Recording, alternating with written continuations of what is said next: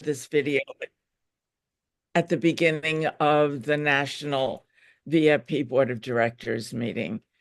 Thank you all for being here tonight. It is a pleasure to ask Ann Wright to come and speak to us to help us figure out what we're going to be doing, Ann, in 2025. Here are your recommendations. We have been real busy at the national level, as Ann knows, with different recommendations from folks, but it's a time for us to get ourselves together and to get out in the streets under the banner of Veterans for Peace. So thank you, Ann, for joining us tonight. Well, thank you, Susan. It's a pleasure to be with the New York City chapter of Vets for Peace. You all are always on the go, doing lots of things, and it's a pleasure to be with you. And with the beautiful, beautiful acknowledgement of the indigenous ways, a reminder that yesterday, finally, after 49 years, Leonard Peltier was able to finally leave prison. So there's one indigenous leader that's back on the streets. So with that, I would just say, get a new seatbelt, because we're in for a wild ride this next year. Holy smoly, with all the things that have been going on in the first barely 4 weeks the Trump administration has been in power, and particularly this last week, where we see the taking of machetes, chainsaws to the federal government agencies. And granted, I think we all acknowledge that there is a certain level of redundancy, waste, whatever it is, but taking chainsaws to root all of this out is just not the way to do it. And so far, they haven't really touched the Pentagon, even though Trump has said now that perhaps up to 50% of the Pentagon budget shouldn't be there. Now, you know, that warms our hearts, but who knows how true he is in that statement when so many of his buddies, the CEOs of all of the weapons manufacturers and the billionaires, will lose money with a huge reduction in the Department of Defense. But at least it gives us something that we can work with, that he's said that it doesn't cause us to vomit. Many of the other things have, for sure. But just in this last week on the international scene, I mean, it is everybody's heads, I think, are reeling from what the speed at which some things have been happening. I mean, I want to cover like 3 or 4 different things that I'm sure you all know just as well as I do, but just to remind us all of what's going on. The ceasefire in Gaza is still holding, although the Israelis continue to violate aspects of it. And in fact, just in the last 24 hours, there were, let's see, three people were killed in the last 24 hours in Gaza. It does appear that the ceasefire, that phase 2 of the ceasefire the talks about that are going to happen. Hamas is releasing more hostages and the bodies of some of the hostages that died while they were in being a hostage, mainly through Israeli attacks and bombings, that they were killed. So we hope that the 58 hostages that will still be remaining, of which like 34 the Israeli government estimates may have passed during the time that they're there. But the fact that phase 2 of this may be going to happen is a very good thing. And I think we could thank the Trump administration for putting pressure on the Israeli government that this ceasefire is there, because certainly the Biden-Harris administration was not moving at all on a ceasefire. And on Gaza, aid does continue or is going in, and with international pressure, more and more of it is going in. I've spent a lot of time, as many of you all have, at the U.S. Congress, and I'm back home in Hawaii right now, trying to recover from the last 6 weeks of being in Washington and going into the Congress virtually every day to push the mean-spirited Congress members to do right by Gaza, like stop sending U.S. bombs and weapons. And not only are we in there, but yesterday 100 Doctors Against Genocide were there in the halls of Congress. So if any of you all are in Washington and want to go and lobby, as Veterans for Peace has done before, we can organize our own groups, or Medea Benjamin and Code Pink have a daily meeting at 10 o'clock. And those who come are welcome to join in pushing for the U.S. government to stop sending weapons to Gaza. So that is one of the big things we've all been working on and must continue to work on, as we see that the Israeli expansion of violence has gone into the West Bank in the last month and a half, and illegal settlers are going in. Huge swaths of housing is being destroyed by the Israeli military. So Gaza remains on our mind. And on the issue of Ukraine and Russia, I mean, that's been one of the remarkable, fast-moving a series of events, starting with Trump calling Putin and having a 90-minute conversation with him just barely a week ago. And then Rubio was first in Latin America, and then he went to Europe and then to Saudi Arabia. And yesterday had a 4-hour meeting with the Russian foreign minister and one of the security advisors to President Putin. And Rubio joined with the special envoy to the Middle East, Witkoff, who was the one that negotiated the ceasefire, and then went to Russia and negotiated the release of the school teacher. And then the national security advisor, Waltz. Those three were the primary negotiators or interlocutors with the Russian delegation under the auspices of the Saudi foreign minister. And there were 3 goals that came out of that meeting. One of them was to restore the staffing levels at the U.S. Embassy, or the U.S. Embassy in Moscow and the Russian Embassy in the United States, which lends itself toward greater dialogue among our 2 countries. They also are going to create a high-level team that will, as they call it, support the Ukraine talks. Of course, there was no Ukrainian delegation that was at the meeting in Saudi Arabia between the United States and Russia. And of course, the Ukrainians and the Europeans are very upset, as one would be, particularly, if it's your country that is if you're one of the warring countries and you're not even invited to the first meeting with the other one. The other thing of the 3 goals was to explore closer relations and economic cooperation between the United States and Russia. And the Russians brought along with them one of their development specialists, a banker, and he was there apparently to talk about energy cooperation. One of the things that the final part of it that was not part of the 3 goals, but apparently as Foreign Minister Lavrov was leaving the series of meetings, he said that in no way would Russia agree to having any NATO troops or European troops as a part of a peacekeeping or observer mission during a ceasefire. So those are some of the things that had occurred.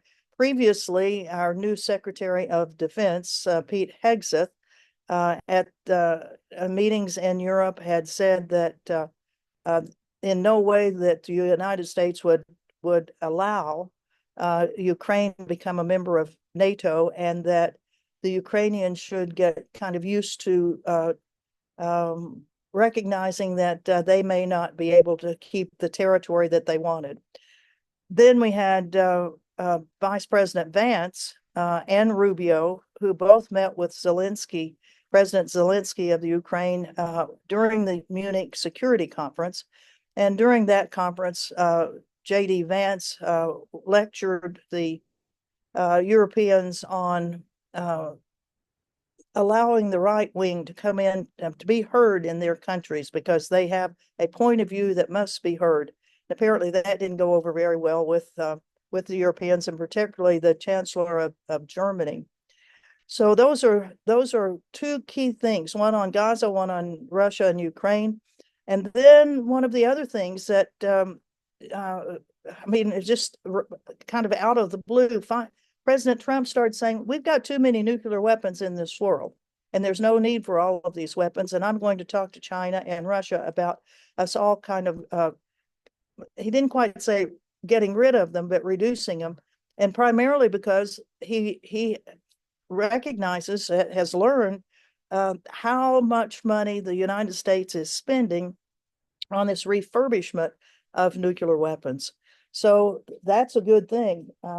Certainly our whole thrust of many of our programs in Veterans for Peace is a reduction, if not, an elimination of nuclear weapons. And finally, we have a president, and here we go again, who knows how much you can trust him, but at least he's talking about it in ways that we've never heard before. This last week, though, it was busy as could be, lots of things discussed, but still in the coming weeks, we'll hear more about China. Is China our enemy, or is China just an economic competitor? And the fact that the tariffs that Trump has put on China are 10% rather than the 25%, as I understand it. Trump is not talking this week so much about Panama and Greenland and Canada and the Gulf of Mexico, America, Gulf of Trump. We didn't hear much about Iran from Trump, although sources were saying that Israel is pushing him behind the scenes to have some sort of a military action on Iran. And let's hope that he pushes the Israelis away and doesn't let them have sway on his decision making on Iran or anything else. We heard nothing about North Korea, and at least he's the only president that's ever spoken directly, and 3 times directly, with Kim Jong-un. So it's in all of our best interests if he renews that acquaintance. I hope he does, and I hope he has acquaintances with Cuba and Venezuela, and in a friendly manner, and don't let Marco Rubio, a Cuban American who's never been to Cuba, sway him continue swaying him, because he did put in the 258 sanctions against Cuba during his first term, and very few of those were lifted by President Biden, who had every opportunity to, and only in his last week of office did he take Cuba off the list of state terrorists, and that was immediately put back on by Trump in his first weeks. So it's been a busy, busy week. We have, as Veterans for Peace, it's how many signs can you hold at once? That's kind of it. At every rally that we can have, at every, whether it's support for federal employees that are getting their notices of dismissal from the government, whether it's at closed military bases, which is the call for this coming Sunday, February 23rd, to go to military bases and say, we need to close these things up, whether it's joining with the Lakenheath Peace Alliance in April, going to the UK and their camp for saying no more nuclear weapons on the UK, or whether it's going to the Netherlands in June for no to NATO, and perhaps Ireland the week before with a neutrality conference that we're just now talking about. So there are so many things that we can be doing, and in our local communities where it's so important that we continue to educate our community, and the education of having our flags out, having our signs out, and sponsoring webinars within our local community are all extremely good actions that we can take.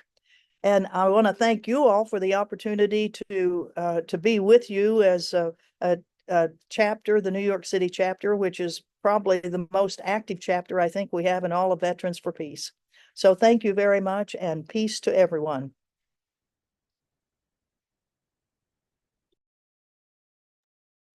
Thank you, Ann. I am sure that we're going to have a bunch of questions. Could you all just raise your hand if you want to ask a question?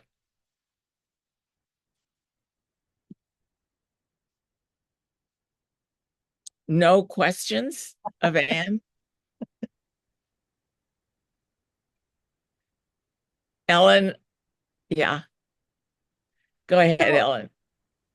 So, Trump is saying all these things that we like to hear, as you mentioned, about the nukes. He seems to be moving toward an end to the Ukraine war, although I don't think it's a sustainable peace if he just continues to exclude Ukraine from the talks. But so how do we indicate our support for these policies without giving that man a single drop of juice? Well, it's true. I mean, for these things that we have been working on forever, which is reduction of the military budget, whether it's trying to stop wars wherever they are, and then to have somebody that stands for 99% of things that we don't stand for, to give him credit for these things that we do is, you have to take a deep swallow. But I mean, I think we have to give credit where credit's due. I mean, he is doing some things that on the international scene that Biden have every chance to do, and he didn't do it. And we would have applauded him if he would have worked really for a ceasefire. If he had said, okay, we're going to bring the Russians and the Ukrainians together, and we're going to talk about peace. He didn't do it. So I think we have to take it as it is, and it's ironic that a person that is massacring us on the domestic level is doing some good things on the international level. Thank you, Ann. Nydia. Ann, it's always great to see you and hear you. It's like a two-part question. One is about the USAID and the comments that have been coming out about that, because I have my own feeling that it was always suspect. I'm sorry for the programs that were good that were being cut, but I'm wondering about your take on that.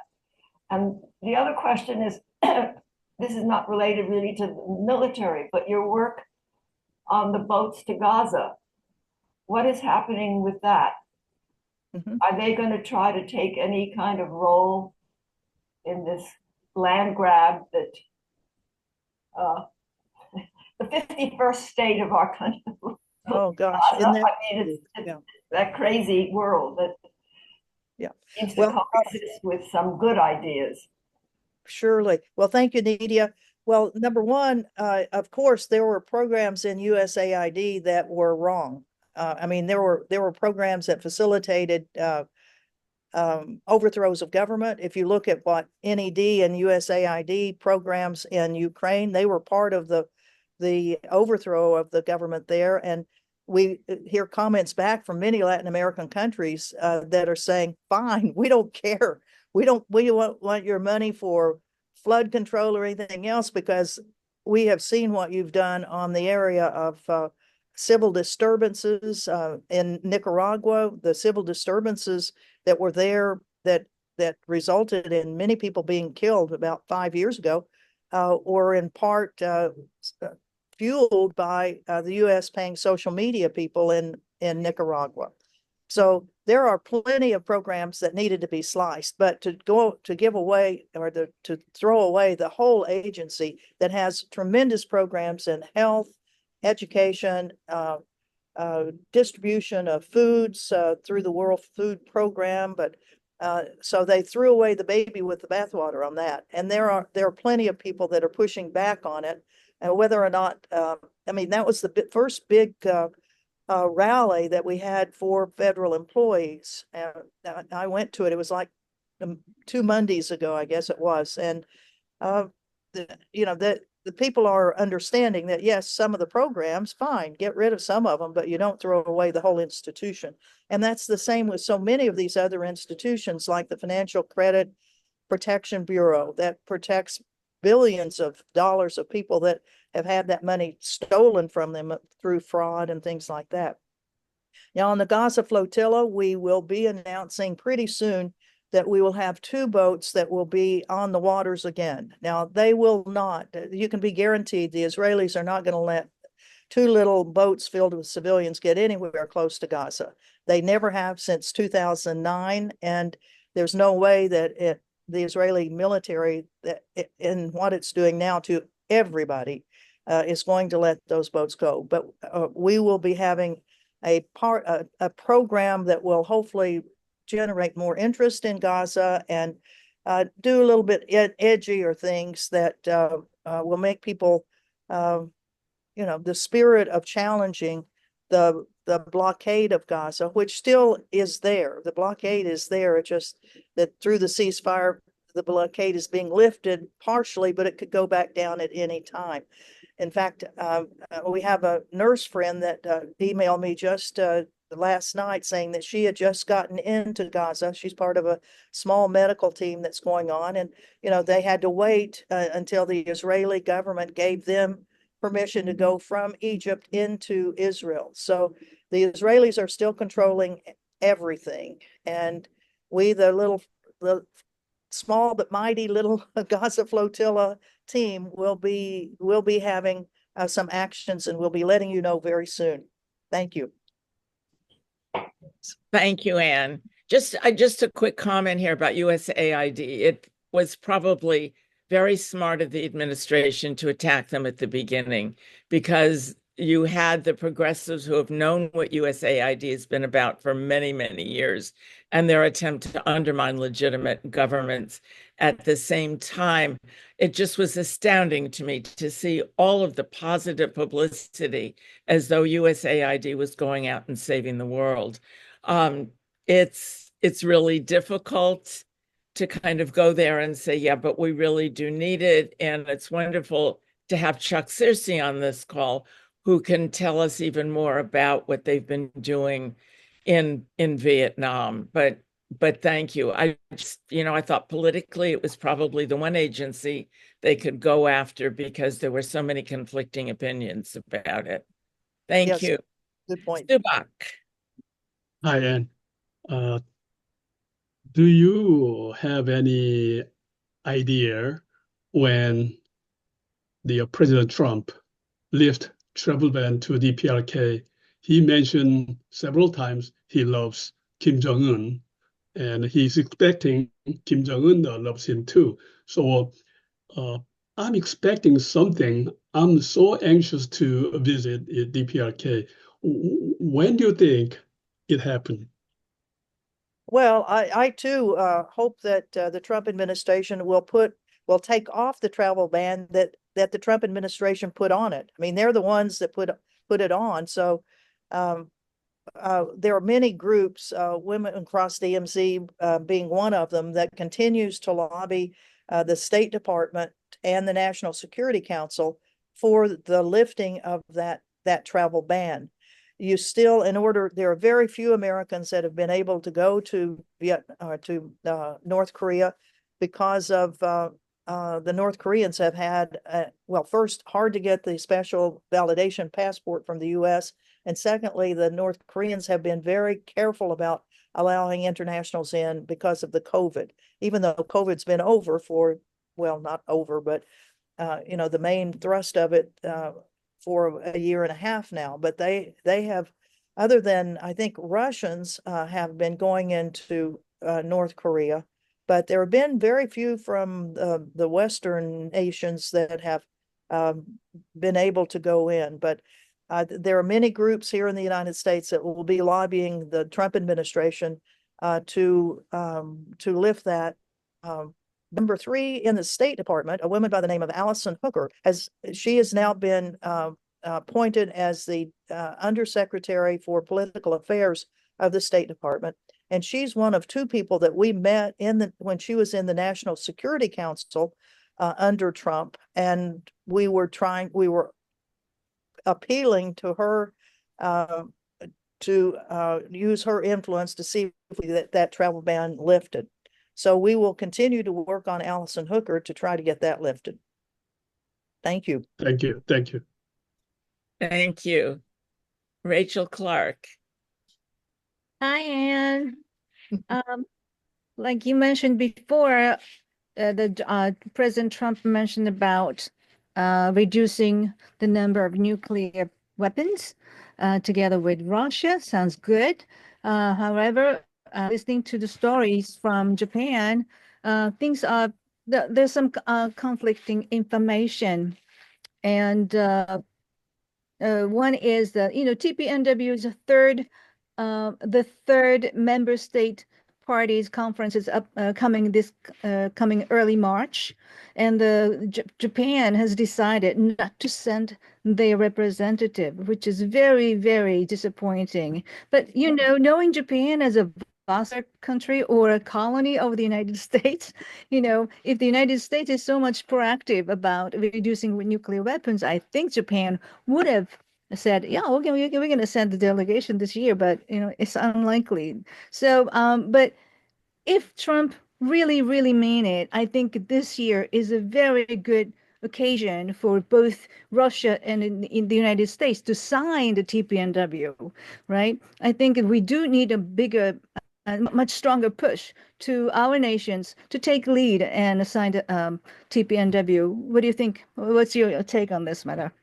Well, I think it'll be a cold day in hell before the U.S. ever signs that.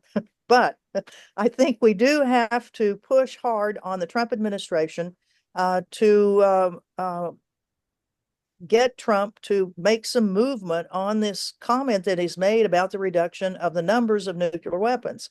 And that can be done through a variety of things. I mean, you all live in New York. So how about send in letters to the editor of the New York Times? Tweet, get on X and compliment the president on reduction of nuclear weapons.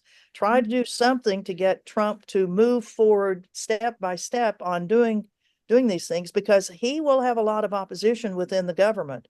I mean, there's such an industry that's been built around nuclear weapons that just like the reduction of ordinary weapons and cutting the defense budget by 50%, which it's remarkable to even say that number. There is tremendous pushback against him. And so those of us who believe that these small little comments that he's made should be acted on, the ways that we can act are writing letters to editors of putting stuff in through the White House contact link, which I think is probably not working right now because it's being overloaded with everybody that's furious about the number of federal employees that are getting axed. But we have to push Trump to go ahead with some of these things that he's saying that he's thinking about, because behind the scenes, just like John Bolton, who's the one that torpedoed any sort of agreement with North Korea 4 years ago, those guys and those types are lurking there and are having heart attacks about what Trump has said. So we who think what he said is good need to be very, very forceful in how we acknowledge what he said and done. Thank you. Can I ask one more? Is it okay? Go ahead. Behind Trump and Vance, there's a guy called Peter Thiel, who is the one of those PayPal mafia, and he is pushing forward to reopen nuclear power plants and then construct more for the sake of the more IT, AI, which consumes a lot of energy, right? But knowing that nuclear power plants are plutonium factories, on one side he says to reduce nuclear weapons, but the other side he's gung-ho reopening previously closed nuclear power plants and build even more so. So these are, to me, this totally conflicting idea, right? Well, that would be Trump. Conflicting ideas don't bother him at all. He just starts throwing stuff on the wall And we have to, for the things that we want to stick on that wall, we have to go after them. And the things that we want to fall off the wall, then we have to provide the information about how this thing, for example, more nuclear energy plants are so dangerous that they are not what we need. And it's up to us to keep pushing for the things we want and challenging the things we think are dangerous for our country. Thank you. Thank you. There any other questions for Ann?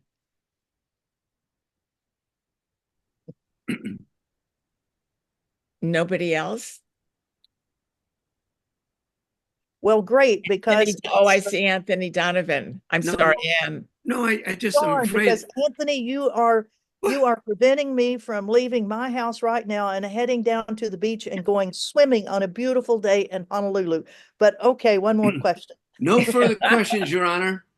No, please go ahead. No, first of all, I'm admiring those figurines behind you, Ann. And then I don't, the figurines to your left on that mantle? From Very- Sierra Leone. Oh, wow, beautiful. Thank you. I thank you so much, Ann. You make so much sense. Thank you for saying give credit for what credit is due. I think we all look, if you want to be liked today, I think, and tell me if you're going to be in a lot of trouble if you don't take sides. Everyone wants you to take side and join camp. Hate Trump, love Trump. I mean, no, you're saying it right. Give credit what credit's due. Magnify what's right, and I thank you so much for echoing that. What's wrong, stand up to, and that's what we have to do. So, your voice is very clear to me. I thank you very much for all the lobbying. We follow these tweets from Code Pink. You're remarkably courageous. I loved it. And are you going to say anything about Cuba? Did you make that Cuba trip? Yes, Oh. I was in Cuba Yeah. 2 weeks ago this was for an international conference Right. and it was called on putting balance back to the world. There were 1,000 international guests and 500 Cuban guests, and I think each one of us spoke at that gathering. The syllabus, the program for the conference was about that thick. And it was wonderful, getting to see friends from all over the world. And of course, the Cubans are such great hosts for that. It had been 2 years or more since I'd been in Cuba, and one could see the continuing deterioration of life for ordinary Cubans because of the horrific sanctions that the U.S. still has on Cuba. So please, let's not forget Cuba and to push our delegations, our congressional delegations, to lift these sanctions and lift the state sponsor of terrorism thing that Trump has put back on it. I'll also mention while we were there, we met with Palestinian medical students. And there are about 50 of those medical students. And then there are a total of over 200 Palestinians who are getting education in various Cuban educational institutions. And one of the things that was brought to us, and in fact, Code Pink has already started moving on this, is that while the Cuban government is so gracious to pay the way for these students to come and then to give them the education and a modest place to live, many of them don't have any money because they're coming from families that don't have the ability to send anything to help with just tiny little living expenses. So Code Pink has put up a donation thing if you'd like to help these Palestinian students who are in Cuba right now and who all maintain as soon as they can go back to Palestine, they will. That will be helpful. And I'll put that in the link or in the chat. And I'll also put a link to yesterday's webinar that Code Pink had, and it featured, it was about Ukraine. And so Medea Benjamin and Sandy Davies talked about Ukraine, and then followed by Peter Kuznick, who talked a little bit about Ukraine and then talked about the nuclear issue. And that was a very, very good 1-hour webinar. So I'll put the link of both of those things in the chat. Thank you. Thank you, Ann. Thank you. Thank you both. And I'm sorry, there seems to be one more question, or can Ann go swimming? No, go ahead. I'm kidding. I'm not kidding about the swimming, but I'll be glad to Yeah, have more yeah. Yes, I think Rachel has one more question. Thank you. Thank you. And if everything goes smoothly, well, and if the U.S.-Russian relation gets much better, do you think U.S. will dismantle all the sanctions that placed on Russian assets in the United States? If that happens, what happened to the money that the United States government seized and forwarded to Ukraine? Well, these are questions I don't know the answers to. But it does sound like from the 4-hour talk that they had in Saudi Arabia that there is going to be movement on dialogue on cooperation in many ways, economic ways and energy ways in particular. And I would think that one of the things that the Russians will be pushing on is the lifting of sanctions, and it will probably go very slowly. And what about money that has been seized that is being held in the United States? Those are probably the last things that will be worked on, I would think, because they'll be some of the most contentious ones. Thank you. Thank you. Thank you. Are there other questions? Just before you go, Ann, and love swimming.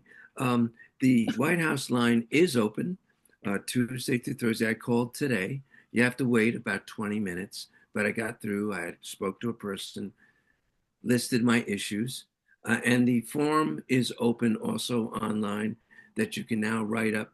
Oh, quite a lengthy. You can 4,000 words, I think, or it's quite lengthy. So I sent that at the White House today too, supporting what I believe in, and yeah, just supporting what I believe in and thanking him for what he's doing right. And yeah, so that's open. I just wanted to say that. So Well, great. Yeah. I'm glad to hear that's open. I haven't tried it myself, so I'll get busy and send off a couple of missives.